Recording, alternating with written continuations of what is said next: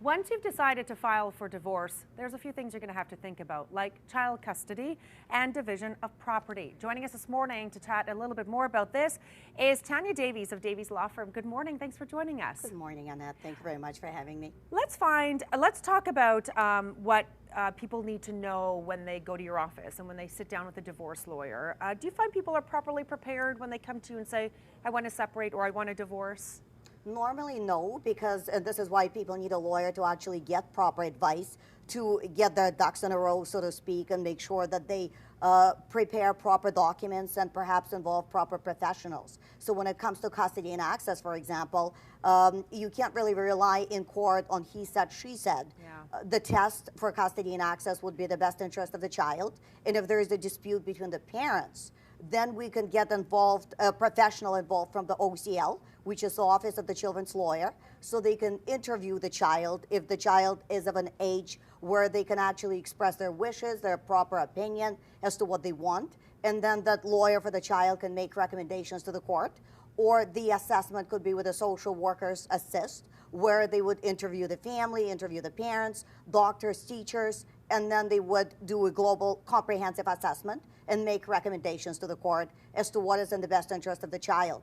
The second issue would be finances. When there are property division issues, you need to bring your financial disclosure, your bank statements, your credit card statements, your notices of assessment to determine your income, things like this. This could certainly start the process moving along a little bit quicker if you have everything as soon as they have that first meeting with you. Correct.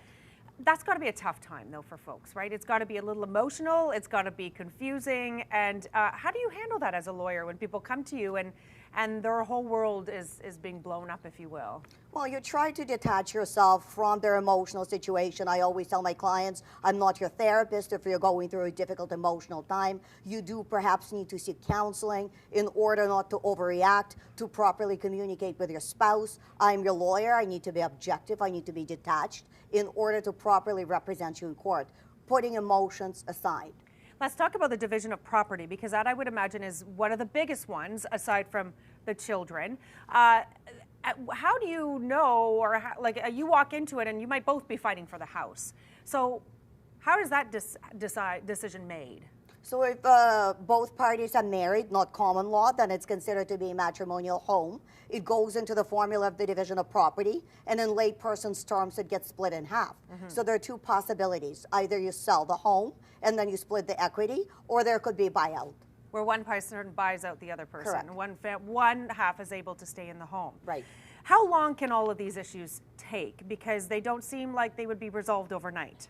Definitely not overnight, but if the parties are amicable and if they attempt mediation, it could go faster. Theoretically, if you have all of your disclosure with you, it could be resolved in one session on a final basis. But if it goes to court, it's a step-by-step process. So to get to the very final stage, which is a trial, where judges make decisions, it could take a year. What's the bottom line and most important piece of advice you would want our viewers who are in the process of a divorce to know? Stay calm, and whenever you use social media, for example, because we live at the time where it's very popular, technology is prominent, so you need to make sure that you use it for positive reasons. So for example, to communicate with your children when you're getting access, let's say Skype, you can text them, but do not use social media to send nasty messages, for example, to your spouse. Because Facebook messages, Instagram, anything that could be printed out could be used in court as evidence.